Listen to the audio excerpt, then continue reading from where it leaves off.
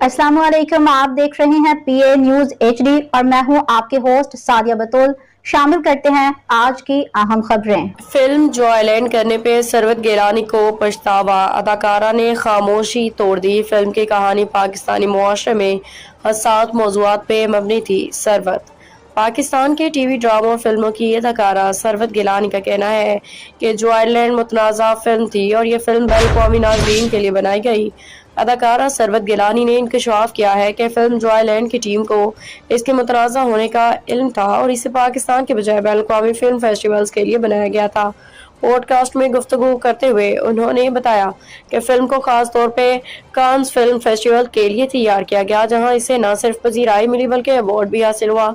अदाकारा के मुताबिक फिल्म की कहानी पाकिस्तानी मुआशरे में हसास मौज़ूआत पर मबनी थी, इसलिए इसे मुल्क में रिलीज करना मुश्किल था। उन्होंने पाकिस्तानी फिल्म इंडस्ट्री के मुख्तलिफ तकनीकी कमजोरियों पर भी तनकीद की, कहा कि अगर इन शोबों में बेहतरी आती तो आज हमारी इंडस्ट्री का मेयार मुख्तलिफ होता।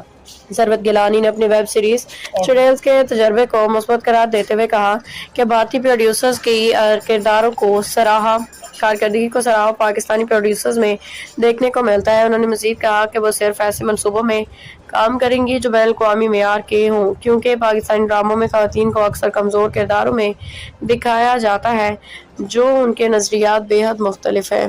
न्यूज स्टूडियो से अब तक के लिए इतना ही। मजीद खबरों और अपडेट्स के लिए देखते रहिए PA न्यूज HD।